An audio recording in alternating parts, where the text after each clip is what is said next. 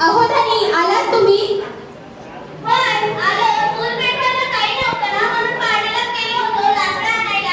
बरं, बसा तुम्ही, मी चहा आणते.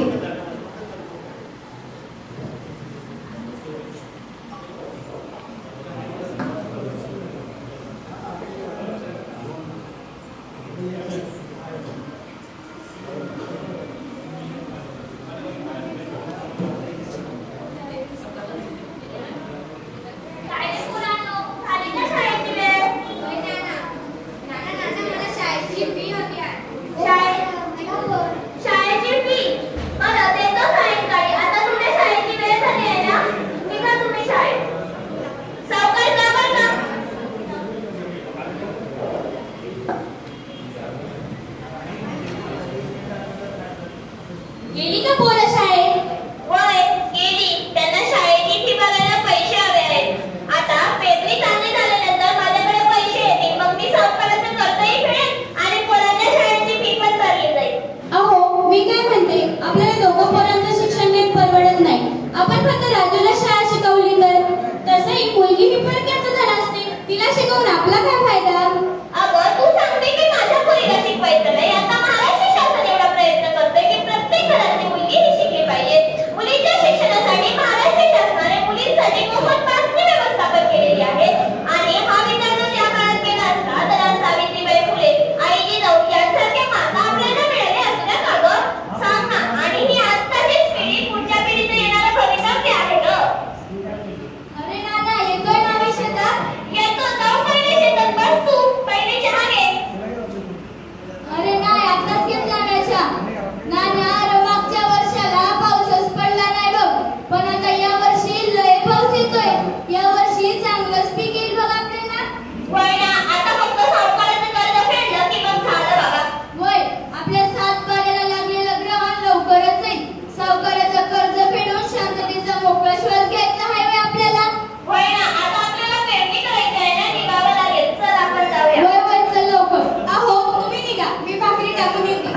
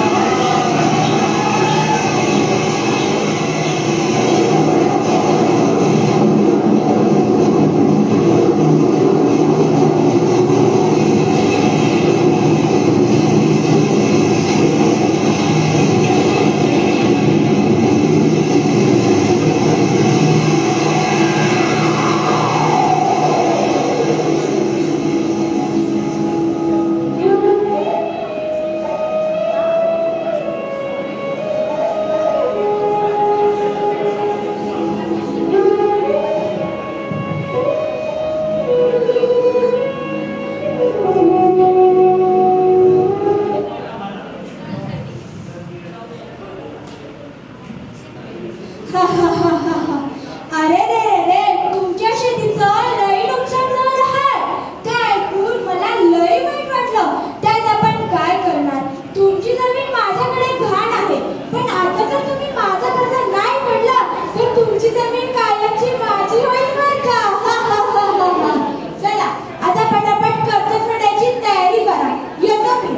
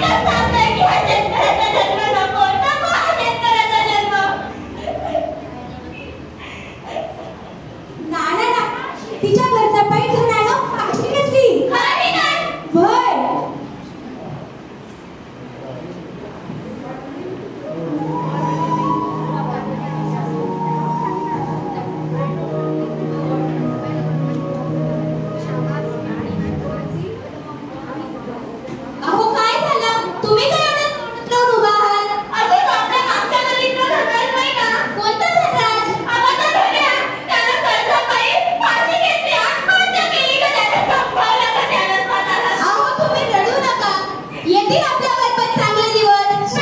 आपल्यावर चांगले दिवस. शेतकऱ्याचा जन्म हा असाच असतो. त्याच्यावर कधीच चांगले दिवस येऊ शकत नाही. अहो शांत व्हा, येतील आपल्यावर पण चांगले दिवस. रडू नका, शांत व्हा. का बोलवतात त्या पावसाला? का बोलवतात त्या पावसाला? कधी पडत नाही आणि कधी इतका पडतो की माझी सारी शेती जमीन सारं सारं सारं.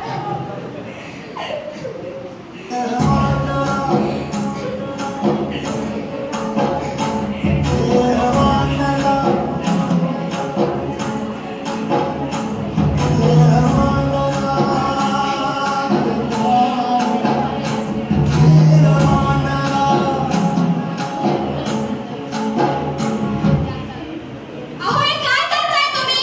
फाशी घेताय की काय? मग मी आता काय करू? माझ्याकडे दुसरा कुठला उपायच नाही फाशी घेण्याशिवाय. अहो बघा त्या चिमणीकडे. दुष्काळ पडला आणि अन्नधान्य खायला नाही म्हणून ती काय आत्महत्या करते का? सरकारकडे अनुदानासाठी अर्ज करते का? नाही ना. अगदी कितीतरी वेळा वारा वादळ पाऊसमुळे तिचे घरटे तुटून खाली पडतात म्हणून ती काय आत्महत्या करते का? नाही. ती पुन्हा काड्या गोळा करते आणि पुन्हा घरटे बनवते आणि तुम्ही खुशाल. ठीक आहे, तुम्हाला हे करता येईल, पण माझं काय? मला तर माझ्या मुलांसाठी जगावंच लागेल ना. आजपर्यंत तुम्ही कधी असं ऐकलंय की एखाद्या स्त्रीने कर्जापायी व दुष्काळ पडल्यामुळे आत्महत्या केली आहे? नाही ना. नाही, तिला तो अधिकारच नाही दिला देवाने, कारण ती एक आई आहे ना, आई. तिला नाही करता येत तसं काही.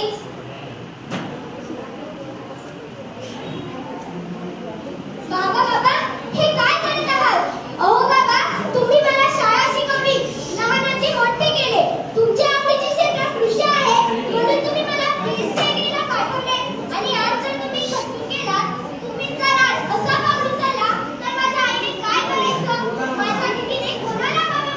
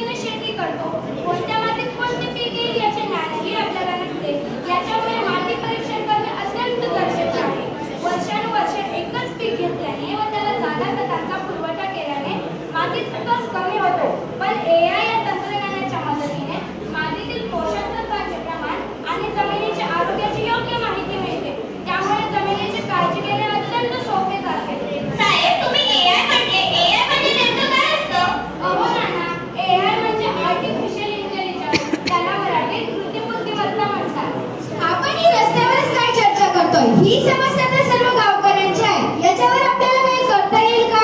हो ना दादा, बरोबर बोलला तुम्ही. हे आपल्या एकट्या दुसऱ्याला सांगण्यापेक्षा गावातल्या सर्व शेतकऱ्यांना एकत्र करून सांगता येईल का? हो, बरोबर बोललात ना तुम्ही. चला तर मग आपण उद्याला एक शिबिरच घेऊन टाकू. मी आजच सर्व गावकऱ्यांपर्यंत ही माहिती पोहोचवतो आणि उद्या शिबिरात येण्यास सांगतो. चला तर मग उद्या मी आणि राजू आम्ही दोघे मिळून उद्याला तुम्हाला सर्वांना स्मार्ट शेतीची माहिती सांगतो. होय, चला साहेब.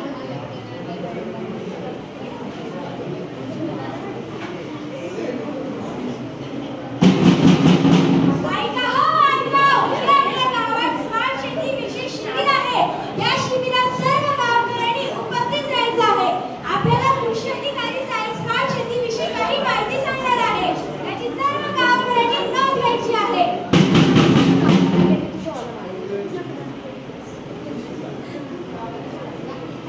राम राम. अरे, आज शेतीविषयक शिबिर आहे. तुला हे माहिती आहे का?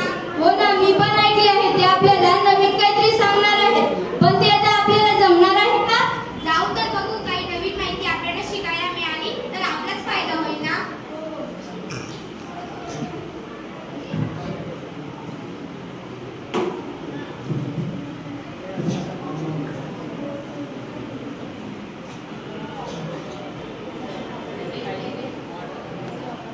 नमस्कार शेतकरी मित्रांनो. नमस्कार. आले का सर्वजण? बघा शेतकरी मित्रांनो, आजपर्यंत करत आलेल्या शेतीमध्ये आपल्याला फायदा कमी आणि नुकसान जास्त होतं. त्यामुळे आपण आधुनिक शेतीकडे वाटचाल केली पाहिजे. म्हणून आपल्या गावात आज कृषी अधिकारी साहेब स्मार्ट शेतीविषयी माहिती सांगणार. मी त्यांना विनंती करतो की त्यांनी माहिती सांगावी. नमस्कार शेतकरी मित्रांनो. नमस्कार. बघा शेतकरी मित्रांनो, आजपर्यंत तुम्ही शेती करत आहात, परंतु हवामानाचा व निसर्गाचा अचूक अंदाज न आल्यामुळे तुम्हाला शेतीत बऱ्याच वेळा नुकसानच झाले आहे ना. पण जर आपण याला AI या तंत्रज्ञानाची जोड दिली तर तुम्हाला हवामानाचा अचूक अंदाज येईल व तुम्हाला पिकाचे सुयोग्य नियोजनही करता येईल व तुम्हा सर्वांना पावसाळा, दुष्काळ व नैसर्गिक आपत्ती याच्यासाठी तयारही राहता येईल. साहेब, मागच्या वर्षी आम्ही वेळेवर पेरणी केली, परंतु कमी प्रमाणात पाऊस झाल्यामुळे आमच्या पिकांचे मोठ्या प्रमाणात नुकसान झाले. साहेब, एवढंच नाही तर 2 वर्षापूर्वी इतका पाऊस पडला की सगळीकडे पाणीच पाणी. कधी ओला दुष्काळ तर कधी कोरडा दुष्काळ. काय करावं समजतच नाही. हो, या निसर्गाच्या लहरीपणावर मात करण्यासाठी हे नवीन तंत्रज्ञान वापरणे अत्यंत गरजेचे आहे. हो, हे कोणते हो साहेब? अहो, प्लास्टिक नावाचे हे ॲप पिकाचे छायाचित्र घेऊन त्यामधील कीड व रोग ओळखते आणि त्याच्या नियंत्रणासाठी उपाययोजना देखील सुचविते. एवढेच नव्हे तर हे लिमी नावाचे ॲप पिकांमधील कीड ओळखून त्याचे नुकसान कितपत करू शकतात आणि याची माहिती वेळेवर शेतकऱ्यांपर्यंत पोहोचवतातही आणि होणाऱ्या नुकसानापासून सर्व शेतकऱ्यांना वाचवतात. साहेब, असे ॲपही असते ना, असे ॲपमध्ये असेही दिसते तर नवीनच आहे. हो ना, याच्याविषयीची बरीचशी माहिती आपल्या गावाच्या राजूला देखील आहे. चला तर मग याच्या पुढची माहिती तुम्हाला राजू सांगणार. अहो काका, साहेब सांगताय ते काही खोटं आहे का? एवढंच नाही तर वावरी फार्मिंग या कंपनीने तयार केलेलं मशीन लर्निंग या तंत्रज्ञानाचा उपयोग करून पिकाला लक्ष देण्यासाठी एक सिस्टीम निर्माण केली आहे. पिकं किती वाढले आहेत, त्यांना पाणी, खत, प्रकाश यांची गरज आहे का व ती कशी पुरवता येईल हे टूल याचे मार्गदर्शन करते. तसेच जपान या देशाने असे एक ॲप तयार केले आहे की कोणते पीक कधी घ्यायचे याचा अचूक अंदाज घेते व हवामानाची अचूक माहिती देते. हो ना, तुमच्या मुलाला तर बरीच जानकारी आहे ना. हो ना, त्याने शेतीविषयक शिक्षण घेतले आहे. ऐका शेतकरी मित्रांनो, ॲग्रो रोबोटिक्स हा शेतीतील सर्व कामे करतो. माणसे नसले ना तर हा शेतावर लक्ष देखील ठेवतं. साहेब, तुम्ही ॲग्रो रोबोटिक्स बोलले. ॲग्रो रोबोटिक्स म्हणजे नेमकं काय? अहो दादा, हा रोबोट मातीतील आर्द्रता, त्यामधील खतांचे प्रमाण, मातीतील कस आणि जमिनीचा प्रकार या सर्व गोष्टींची माहिती देतं. एवढेच नव्हे तर मातीची मशागत, बी बियाण्यांची निवड, त्यांची पेरणी, फवारणी आणि कापणी या सर्व गोष्टींवर हा रोबोट बारीक नजर ठेवून असतो बरं का. हो साहेब, मी ऐकलं आहे. ते खरं आहे का? काय उत्तर करतो साहेब, काय ऐकले आहे तुम्ही? हो साहेब, मी ऐकलं आहे की चीन, जपान, दक्षिण कोरियामध्ये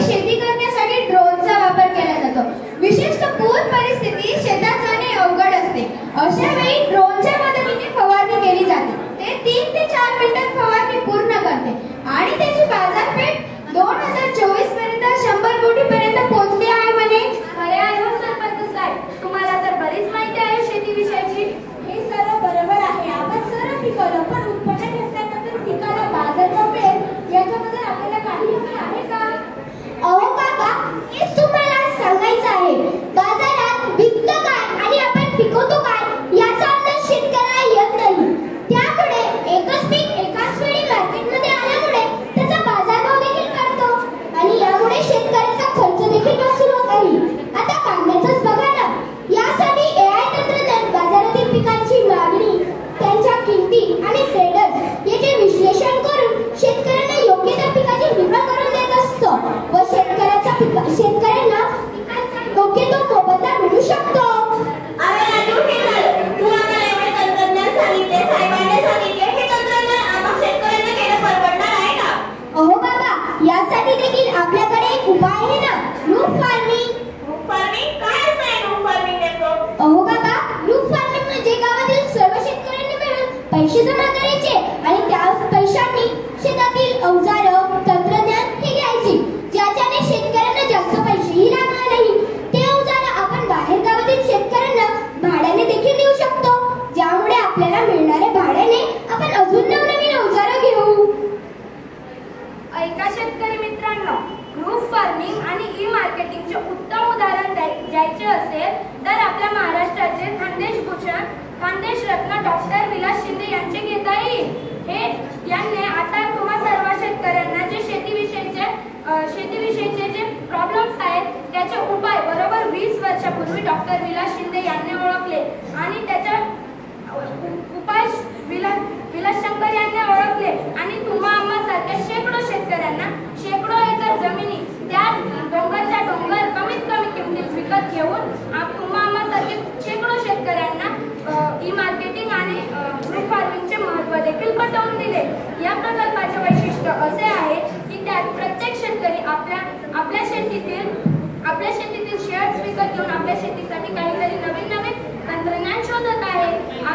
आपल्या नाशिक जिल्ह्यातील ओझर या ठिकाणी सह्याद्री हा प्रकल्प पसरलेला आहे. म्हणजे आता आपल्याला ठरवावं लागेल की आपल्याला ग्रुप फार्मिंग करायची आहे. एवढंच नाही बाबा, तर आपण मिश्रित पीक पद्धती देखील करू शकतो. मिश्रित पीक पद्धती म्हणजे काय रे राजू? अहो काका, मिश्रित पीक पद्धत म्हणजे आपण सर्व शेतकरी 1 एकरमध्ये एकच पीक लावतो. जसं की आपल्याला फळबाग करायचं असेल तर आपण फक्त डाळिंबच लावू का? नाही, तर आपण त्याच्यात डाळिंब, कलिंगड आणि झेंडूची फुलं ही लावूयात, ज्याच्याने आपल्याला डाळिंबाचा भाव जर चांगला मिळाला नाही तर कलिंगडाचा भाव चांगला मिळेल. याच्याने आपला फायदाच होतोय ना.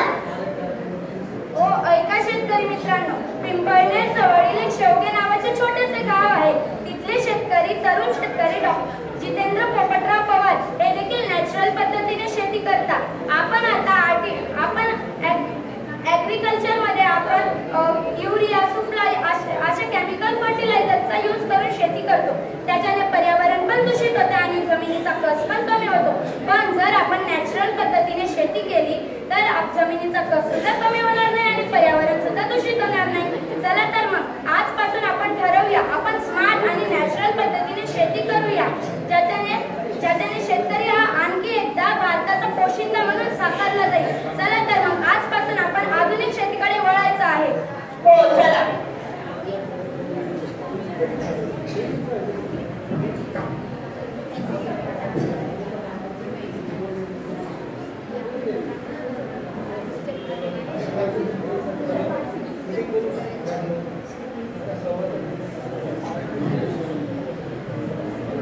राजू, तू बरोबर बोलला होतास रे. ज्या दिवसापासून आपण पारंपरिक शेती सोडून आधुनिक शेतीकडे वळलो त्या दिवसापासून आपलं पीक दुप्पट आलंय रे.